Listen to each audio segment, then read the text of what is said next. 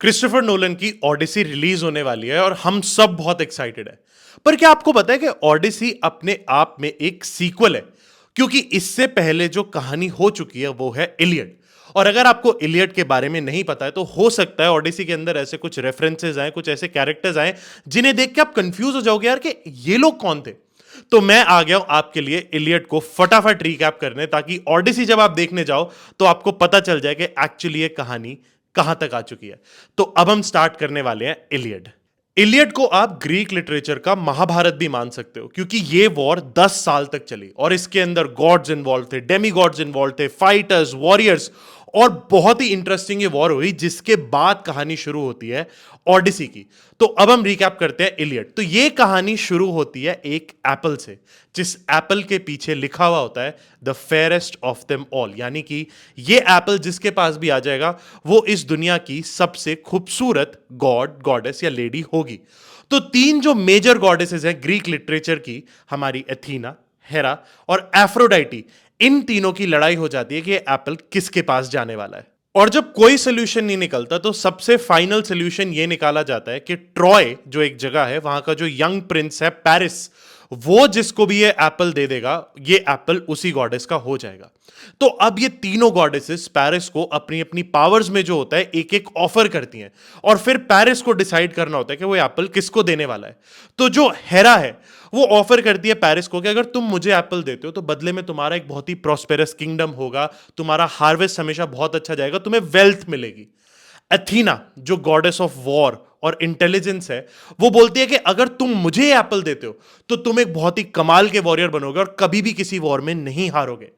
और जो एफ्रोडाइटी है वो ऑफर करती है कि अगर तुम मुझे ये एप्पल देते हो तो इस दुनिया की जो सबसे खूबसूरत लेडी है या लड़की है वो तुम्हारे प्यार में जरूर पड़ जाएगी।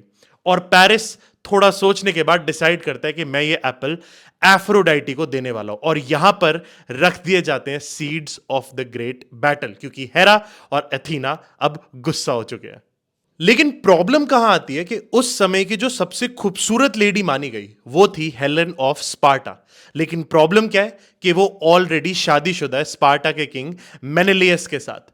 और पेरिस बोलता है कि नहीं, मुझे तो हेलेन ऑफ स्पार्टा से ही शादी करनी है, I want her to fall in love with me. तो एफ्रोडाइटी अपना जो है मैजिक चलाती है और हेलेन ऑफ स्पार्टा पेरिस के प्यार में पड़ के अपने हस्बैंड को छोड़कर भागकर पेरिस के साथ ट्रॉय आ जाती है। अब यहां पर जो सबसे बड़ी प्रॉब्लम आती है कि जो सारे ग्रीस के किंग्स होते हैं और प्रिंसेस होते हैं, उन्होंने एक ओथ ली होती है मेनेलियस को कि अगर हेलेन ऑफ स्पार्टा को कोई भी जबरदस्ती किडनैप करने की कोशिश करता है तो सभी किंग्स डिफेंड करेंगे और उसको वापस लेके आएंगे। मेनेलियस का जो बड़ा भाई है वो है एगामेम्नॉन, जो ग्रीस का एक बहुत बड़ा किंग है, और ऐसे ही ग्रीस के एक किंगडम का राजा होता है ओडिसियस। ओडिसियस ने भी ओथ ली होती है, ऑल्दो वो इस वॉर में फाइट नहीं करना चाहता, बट वो ओथ बाउंड होता है। और वो फाइट क्यों नहीं करना चाहता? क्योंकि उसकी एक यंग क्वीन है, उसका एक अभी अभी नया बेटा हुआ है, और वो चाहता है कि वो उनके साथ रहे, अपने किंगडम पे ध्यान दे, बट वो ओथ बाउंड है। और एगामेम्नॉन के कहने पर ओडिसियस और ग्रीस के बहुत सारे किंग्स चल पड़ते हैं ट्रॉय से फाइट करने। अब दोनों साइड्स के बाद बहुत अच्छे अच्छे वॉरियर्स हैं, बहुत अच्छे अच्छे फाइटर्स हैं, और जो ट्रॉय की साइड का सबसे बड़ा फाइटर है वो है उनका अपना किंग और पेरिस का बड़ा भाई हेक्टर। यार वो एक बहुत ही अच्छा इंसान है, उसको इस कहानी का आप ट्रैजिक हीरो भी मान सकते हो, क्योंकि उसे पता है कि क्या सही है क्या गलत है, बट उसे लगता है कि यार मेरे किंगडम पे अटैक हो गया है, ऊपर से मेरा छोटा भाई है, तो अब तो मुझे प्रोटेक्ट करने के लिए उतरना पड़ेगा। और ये फाइट शुरू हो जाती है। लेकिन जो ग्रीक साइड है उनके पास है तुरुप का एक ऐसा फाइटर जिसको कोई नहीं हरा सकता, जिसका नाम है अकीलीज। अब अकीलीस सबसे कमाल का फाइटर क्यों है, उसे कोई क्यों नहीं हरा सकता? क्योंकि अकीलीस अपने आप में एक हाफ गॉड, एक डेमी गॉड है। और वो कैसे कि अकीलीस की जो मॉम है उनका नाम है थीटस, जो एक वाटर गॉडेस है, एक वाटर निम्फ है। तो अकीलीस हाफ मॉर्टल पैदा हुआ था और हाफ गॉड। तो उसकी मां को लगा कि नहीं, मेरे बेटे को चाहे कोई ना हरा पाए, तो अकीलीस को पकड़ के जो एक डिवाइन रिवर है स्टिक्स, ये ग्रीक लिटरेचर की एक बहुत ही होली रिवर मानी गई है, एक गॉड्स की रिवर मानी गई है, वो उसमें अकीलीस को डिप कर देती है। लेकिन यहां पर उससे हो जाती है एक छोटी सी मिस्टेक कि वो अकीलीस के हील को पकड़कर उसको डिप करती है, तो अकीलीस की पूरी बॉडी इमॉर्टल हो जाती है, सिर्फ उसकी हील इमॉर्टल नहीं हो पाती। इसीलिए आज भी किसी इंसान की अगर वीकनेस की बात करनी होती है तो उसको हम बोलते हैं उसकी अकीलीस हील। जैसे जैसे वॉर आगे बढ़ती है, वॉर बहुत लंबे टाइम तक चल रही होती है, तो एक फाइनल डुअल करा जाता है बिटवीन हेक्टर जो है किंग ऑफ ट्रॉय वर्सेस अकीलीस। कि यार अभी डिसाइड कर लेते हैं कौन जीतने वाला है। और इन दोनों के बीच में बहुत अच्छा डुअल होता है। हेक्टर बहुत नोबल तरीके से लड़ता भी है, लेकिन क्या करे, अकीलीस जो है वो तो एक इमॉर्टल वॉरियर है ना, वो उसको हरा नहीं पाता और अकीलीस फाइनली हेक्टर को मार देता है। बड़ी इंटरेस्टिंग चीज ये है कि इस वॉर में ना हर गॉड ने एक एक साइड चूज कर रखी है। तो जो ट्रॉय किंगडम है उसकी साइड पर लड़ रहे हैं एफ्रोडाइटी, एरीज जो अपने आप में गॉड ऑफ वॉर है, और अपोलो जो है उनकी लोकल डीटी। और वहीं पर जो ग्रीक साइड है वहां से लड़ रहे हैं पोजाइडन, हेरा और अथीना। तो जैसे ही हेक्टर की डेथ होती है, अपोलो को यह बात बहुत बुरी लगती है। अपोलो जो है god of prophecy, god of light and sun, तो वो जो है पेरिस को बोलता है कि यार मैं तेरे एरो को गाइड करूंगा, क्योंकि अगर अकीलीस की हील पे एरो लगा तो अकीलीस की डेथ हो जाएगी। और ठीक वैसा ही होता है, पेरिस के एरो लगने से अपोलो उसको गाइड करता है और अकीलीस की हील पे वो एरो जाके लगता है और अकीलीस की डेथ हो जाती है। और इसके बाद बहुत सारे वॉरियर्स लड़ते रहते हैं, बहुत सारी फाइट होती रहती है। ये जो वॉर है ये 10 साल तक चलती रहती है। तो अब किसी को समझ नहीं आ रहा होता कि यार इस वॉर का एंड कैसे करेंगे। तो ये जो किंग है ओडिसियस जो ग्रीक्स की साइड से लड़ रहा है, उसके दिमाग में आता है एक ब्रिलियंट आइडिया, क्योंकि ओडिसियस जो है बहुत ही इंटेलिजेंट, एक बहुत ही कनिंग आदमी है।